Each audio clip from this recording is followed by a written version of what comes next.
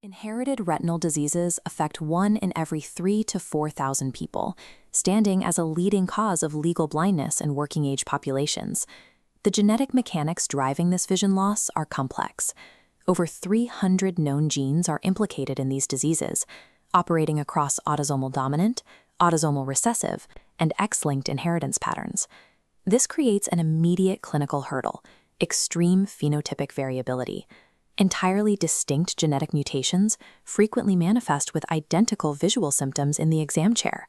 A patient presenting with central vision loss and retinal flecks might be misdiagnosed with intermediate age-related macular degeneration when they are actually suffering from a juvenile-onset Stargardt disease. Relying on rote memorization of clinical presentations leads to diagnostic errors. Clinicians must instead group the disease by its topological presentation first. This chart visualizes the distribution of inherited retinal diseases. Notice the 63% dominance of rod cone dystrophy, the most prevalent pan-retinal pigmentary retinopathy. Isolating smaller segments, like Usher syndrome at 9% and Stargardt disease at 5%, highlights the fragmentation of remaining classifications. The clinician must execute a foundational dichotomy. First, determine if the disease is pan-retinal. These diseases affect broad regions of the retina, typically compromising rods first, leading to poor night vision and peripheral field loss. Alternatively, they must determine if the condition is a localized macular dystrophy, which spares the periphery but aggressively targets central visual acuity. Isolating the disease into one of these broad topographical categories eliminates irrelevant genotypes, narrowing 300 possible candidate genes into a manageable clinical differential diagnosis. Standard visual acuity tests are a lagging, unreliable indicator for IRDs. A patient can retain 6/6 visual acuity through a tiny, preserved central island of vision, while the entire peripheral retina dies around it. The first step in the deductive workflow requires mapping the physical damage through topographic assessment with advanced structural imaging. This classification matrix maps exactly where these structural diseases fall based on clinical observation. You must differentiate the broad category of pan-retinal pigmentary retinopathies at the top from the highly specific macular dystrophies directly below them. To find the boundaries of the disease, we use fundus autofluorescence, or FAF. This tool detects cellular-level stress long before gross structural failure is visible to the naked eye. FAF reveals hyperfluorescence when a photoreceptor cell is under stress.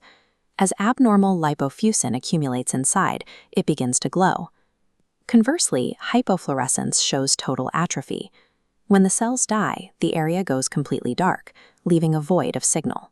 We pair this with optical coherence tomography, or OCT, to measure the exact width and depth of the remaining healthy tissue. On an OCT scan, the ellipsoid zone serves as a critical, quantifiable biomarker. Tracking the width of this zone over successive visits provides an objective measure of disease progression. However, structural imaging has a hard limit. It only identifies what tissue is dead, dying, or physically intact. FAF and OCT draw a highly accurate map of the physical damage, but they cannot tell us if the structurally intact retina is successfully transmitting electrical signals to the brain. That limitation necessitates the second step of the diagnostic workflow: functional isolation using electrophysiology, or ERG. The rule here is strict. OCT shows the structure, but ERG proves the function.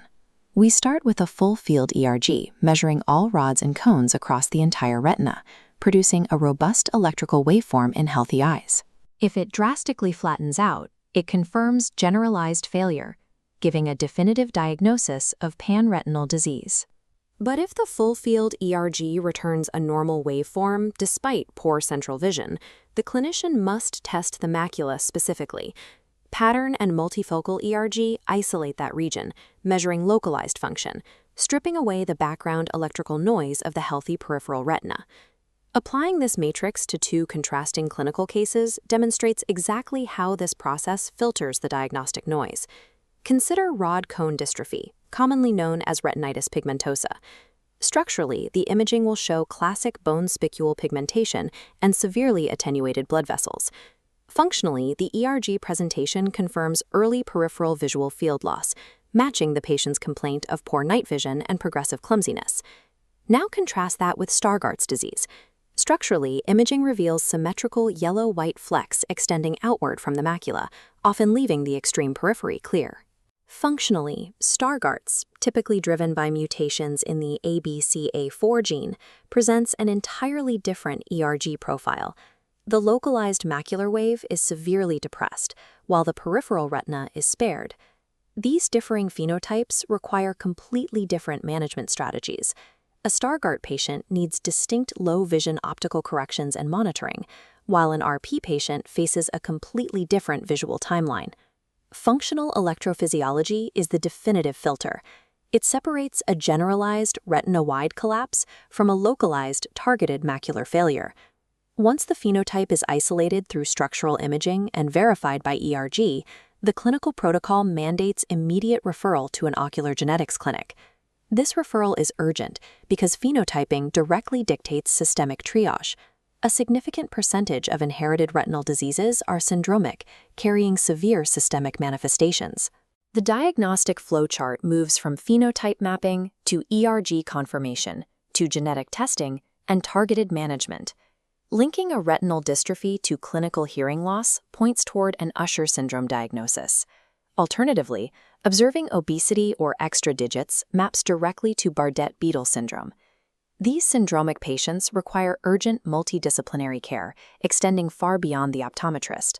Their management requires coordination with audiologists, cardiologists, and nephrologists to handle systemic decline. Beyond systemic triage, genetic testing serves a second critical purpose. A confirmed genotype is the absolute prerequisite for accessing modern molecular therapeutics. Gene therapy injects viral vectors carrying healthy genetic material into the subretinal space. These vectors physically attach to target cells to replace faulty genes. The therapeutic drug Luxturna provides the prime clinical example for treating Leber congenital amaurosis. Luxturna specifically targets biallelic RPE65 mutations, encoding the missing isomerase required by the retinal pigment epithelium, restoring the production of 11-cis-retinol and transiently returning visual function to the patient. Even after the genetic referral is complete, the primary care clinician has an ongoing mandate to co-manage local ocular comorbidities.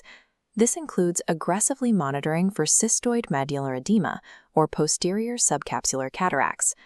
Clinicians must ensure their patients are logged into research databases with their confirmed genetic profiles.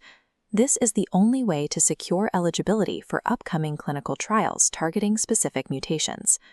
Precision diagnostics in the primary care chair reframe the clinical encounter from the documentation of progressive sight loss toward active medical intervention. Structuring the phenotype and securing the genotype are the necessary steps to provide advanced gene therapies and physically save a patient's sight.